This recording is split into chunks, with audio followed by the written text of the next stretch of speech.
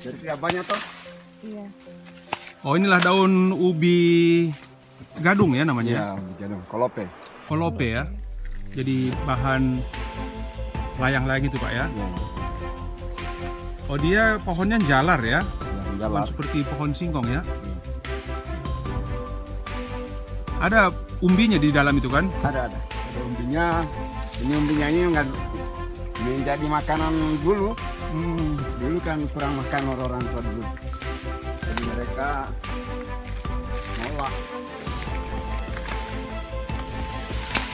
Kami mencoba ke hutan untuk melihat daun yang dijadikan layang-layang tadi di hutan.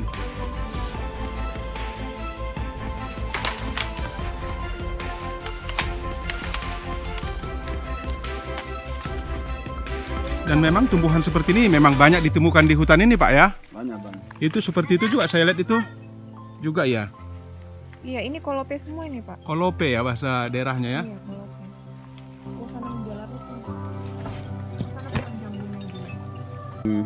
Daun kolope ini dia mulainya bulan 4, bulan 5. Oh, ada bulan-bulan tertentu juga Ada. Pak ya. Panennya bulan 4 dan bulan 5 aja. Ya. Bulan 6 sudah agak jarang dia berjatuhan seperti ini sudah. Oh ini Bulan ini 7 habis. bulan 6 dia gugur ya. Betul. Seperti daun-daun yang kita lihat di sini ya. Oh iya ini semua ya.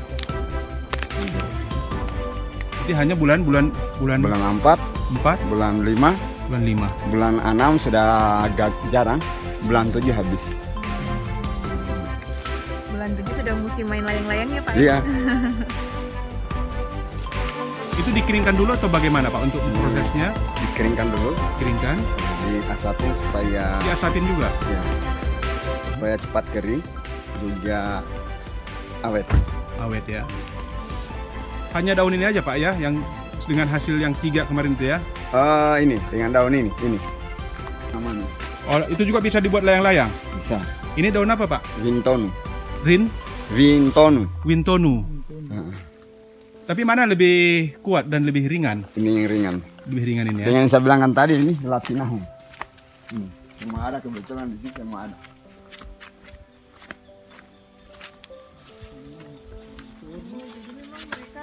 Oh, dan memang tumbuhan ini ada semua ya, banyak di sini ya. Daun-daun hutan. Ini lapinahu namanya ini. Bukan bontu. Bukan. Lapinahu. Lapinahu ya. Beda dengan sana. Beda lagi itu. Oh, itu juga bisa. Oh, tapi mirip bentuknya, agak mirip. Tapi hanya ini. Bisa. Bentuknya mirip. Sekarang saya berada di Kabupaten Muna untuk melihat cerita tentang layang-layang yang tertua di dunia. Namanya Kagati. Sekarang kami berkunjung ke rumah seorang informan.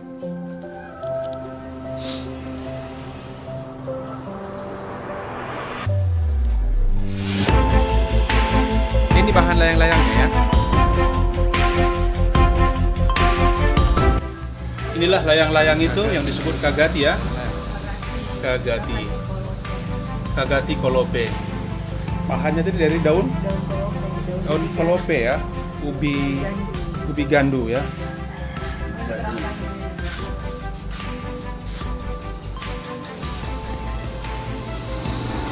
Inilah premnya yang terbuat dari bambu dan tali apa ini Pak? Bisa menggunakan pohon waru. Pohon waru, Iya, kulitnya ya? kulitnya. Mungkin bisa dilepas di pinggir jalan daun-daun ini. Oh. Masih ada yang menerbangkan ini Pak? Masih bisa diterbangkan ya? Iya. Di sini juga kita bisa melihat beberapa serat nanas tadi yang sudah jadi dibuat dalam gulungan benang atau serat nanas yang besar. Ini juga ada juga yang sebagian terbuat dari daun lontar. Kalau daun lontar buat benang juga Pak? Oh, biar siang malam bisa. Itu bunyi-bunyi ya, bunyi layang-layang ya. Tergantung udaranya. Jadi kalau berangin, Berangin biar 1 bulan bisa bertahan ke udara. oh begitu. Hmm.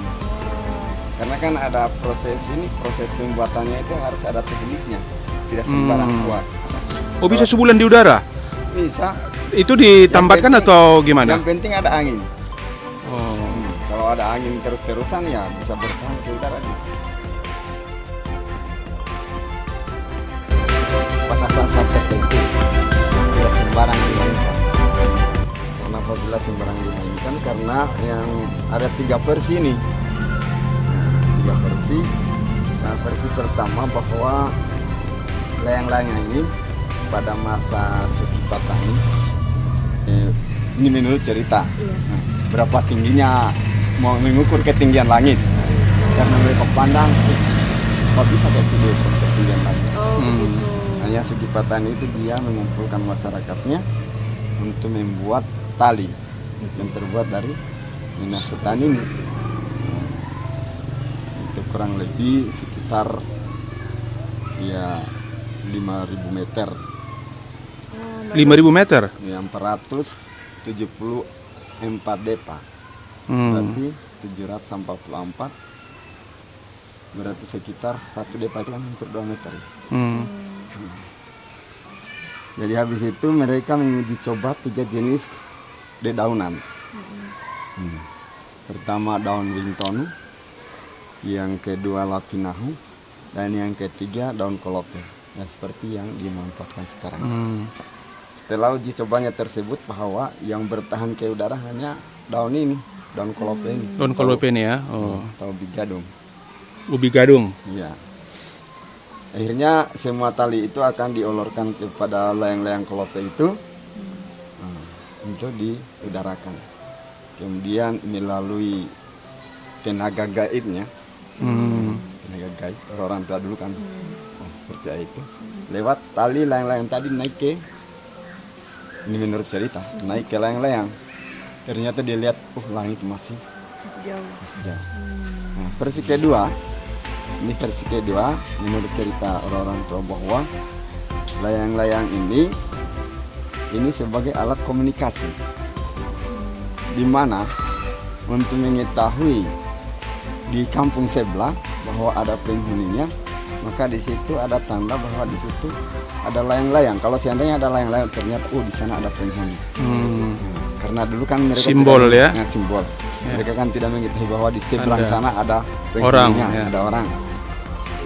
Sebagai alat komunikasinya mereka. Iya. Jadi apabila di daerah ini ingin menandingi kampung sebelah, maka dia juga membuat layang-layang baru dia menerbangkan. Karena ditandai dengan bunyi-bunyinya itu, karena dari jauh. Oh, ada bunyinya ya. Ada bunyinya. Kamu namanya. Jadi ternyata di sana juga melawan. Akhirnya terjadi ini perang. Dulu kan mana yang kuat itu yang jadi saingan-saingan gitu. Persaingan. Itu yang kedua ya. Nah, yang kedua. Versi keduanya. Yang versi ketiga, ini layang-layang ini dianggap sakral oleh masyarakat Mona, karena di mana untuk menerbangkan layang-layang ini harus pada masa-masa tertentu. Karena kalau bukan masanya, maka akan dikenakan sanksi adat. Berarti diterbangkan pada masa apa, Pak? Pada masa setelah kebunnya atau tanaman masyarakat, tanaman padi itu sudah hampir menguning, baru bisa diterbang.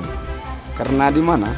Kalau menurut orang tua bahwa apabila mereka menerbangkan layang-layang sebelum waktu mendekati panen, maka bisa gagal panen. Karena di mana hujan tidak akan turun lagi apabila sudah mendengar kamunya tadi, suara layang-layang itu. Jadi Ini yang jaring ini Dari pohon waru.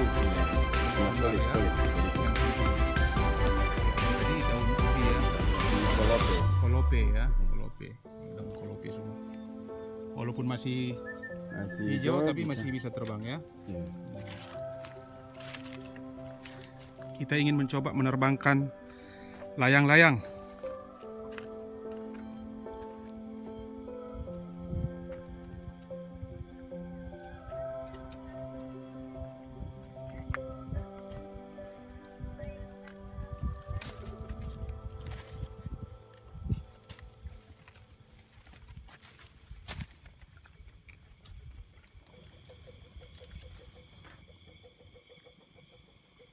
Tempat ini lumayan tinggi dan disinilah katanya biasa untuk menerbangkan layang-layang. Kita bisa melihat kota Taraha. Kota Raha.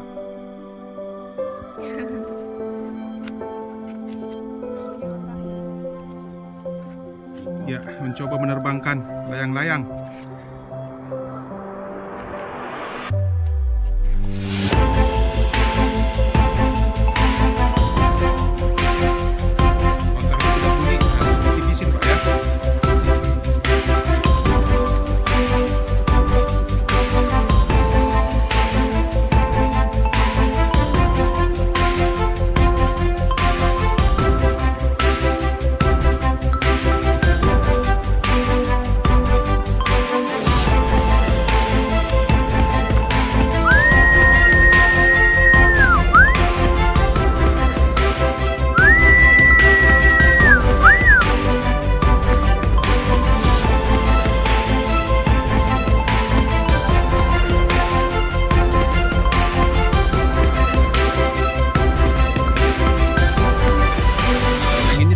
Ada nih.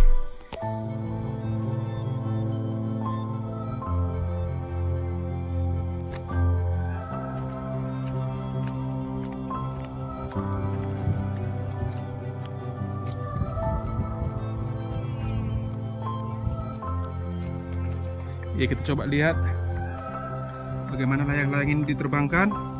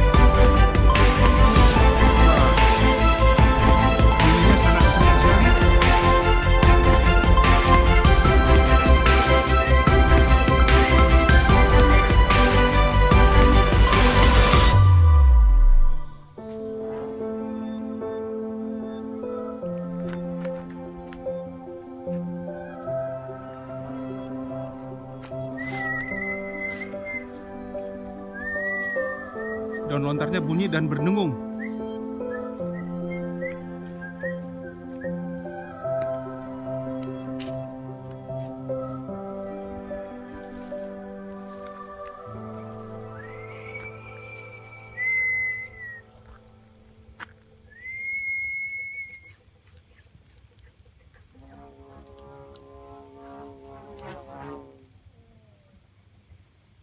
Dengungannya seperti lebah ya, Pak? Iya. Tidak ada angin. Ya.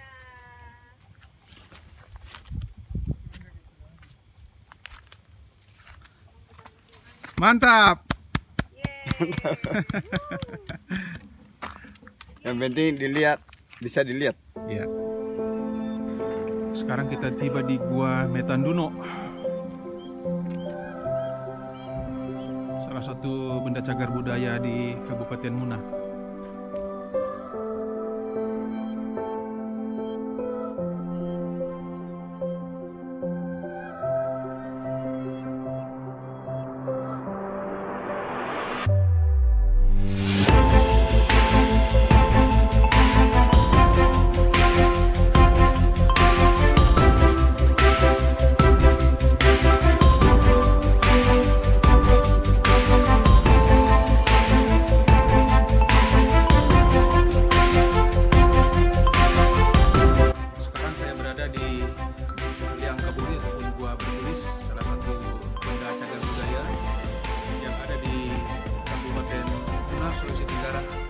Gua ini merupakan gua peninggalan zaman prasejarah negara kita dulu tinggal berlindung dari alam di tempat ini.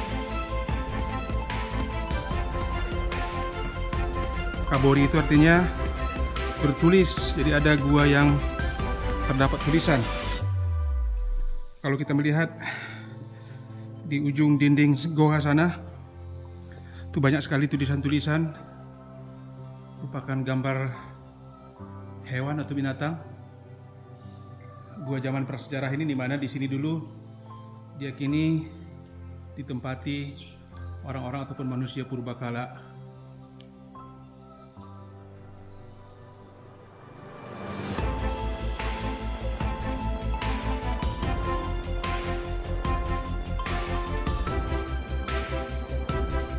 Tulisan ya. Ada binatang, ada gambar pemburu. Biasanya binatangnya berkaki 4.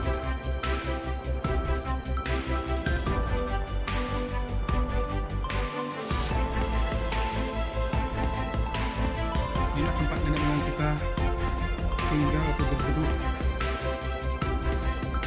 melindungi diri dari alam. Luar biasa.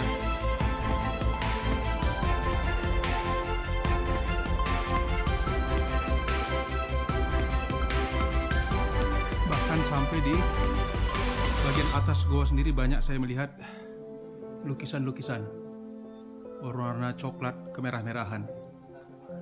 Saya tidak tahu dulu bahan melukisnya dari apa, tapi pastinya mungkin dari bahan alami atau mungkin dari darah binatang.